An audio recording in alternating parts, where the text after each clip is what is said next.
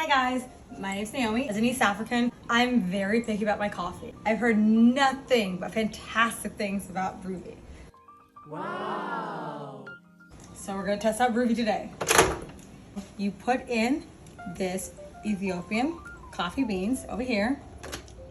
Drop it in. Now, you have different options here. You can make iced coffee, you can make it stronger, cold brew, hotter, low acid. You can make it 6 ounces, 8 ounces, 10 ounces, whatever you want. So, let's start.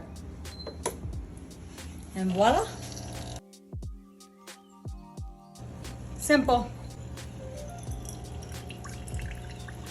See, you can already smell it too. It smells fantastic. Oh my gosh. Like, it smells like back home, to be honest. Takes what? Less than a minute and 30 seconds?